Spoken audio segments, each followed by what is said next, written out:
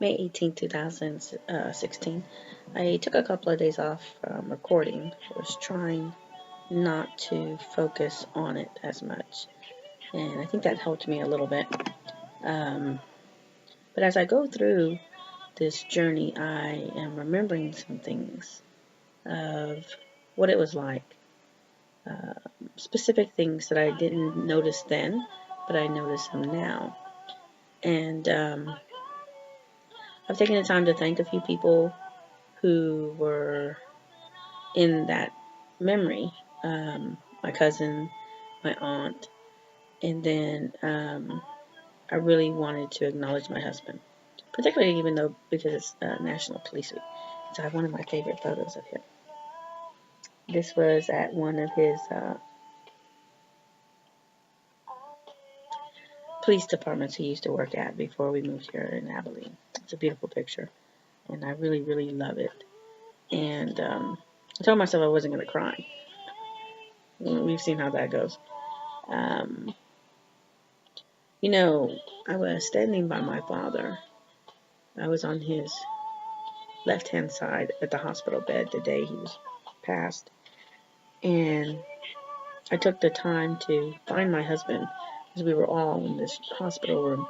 And he was there, but it was crowded.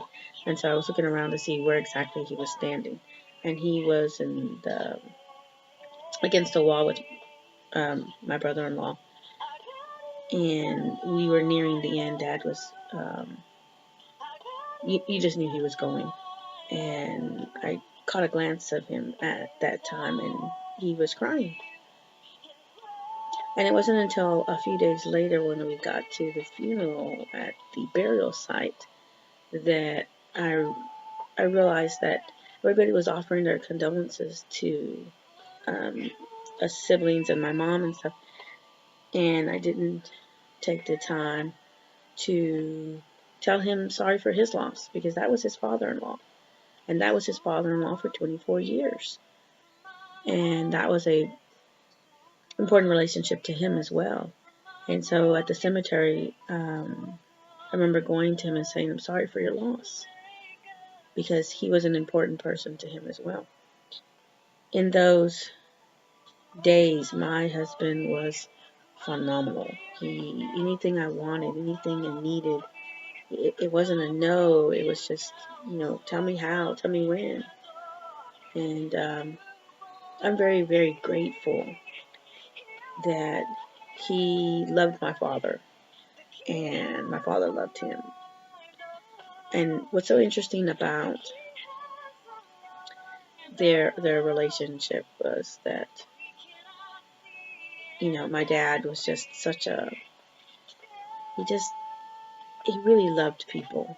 He may not have always showed you, but you just knew when Dad didn't like somebody, you knew Dad just didn't like them. Sorry for your luck. That's who he was. But when he liked somebody, you knew that as well. And I wanted him, of course, to love my husband and adore him. And Andre got to spend some time as well, helping to take care of him. He was so appreciative, and it was nice. It was nice to have those memories with my husband as well. And so I'm very grateful and thankful that he did that with me. He didn't have to, but he wanted to, and that he had the kind of love for his father-in-law as well. And so I wanted to acknowledge him in that journey, and not sure that I could do any of this since that day, or the days leading up to it, or when he got his diagnosis. I don't think I could have done any of this without him. And I couldn't even imagine, to be honest with you. So I wanted to thank my little police officer. Okay, he's not that little big boy. Isn't he handsome? Okay, but that's mine. Back up, okay? Anyways, I remember JD telling me, and for those of you that don't know JD, you won't know him, but for those of you that do, I remember JD saying I would talk about my father and bring memories, and my facial expression would change because you're smiling, you're lighting up, and you're happy, and you're not crying. And then when you think about the cancer and you think about him dying, and then when he died, my facial expression would change. And it's interesting because watching these videos, I go back every once in a while and I'll watch the videos, and when I do talk about him and some specific memories, I smile and I laugh, and he makes me remember. And that's supposedly part of the healing process. And so I want to share a memory that was kind of funny. One weekend I was taking care of my father. My husband was with me at the time.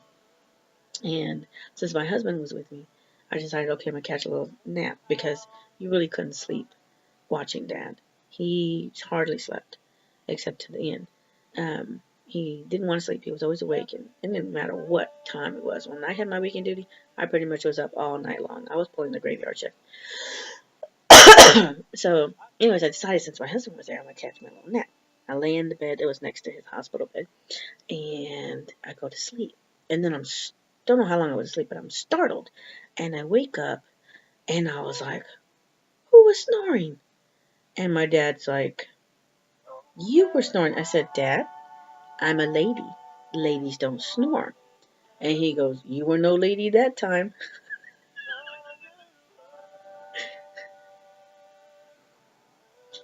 Even though that man was serious, I was like, "Whatever, Dad."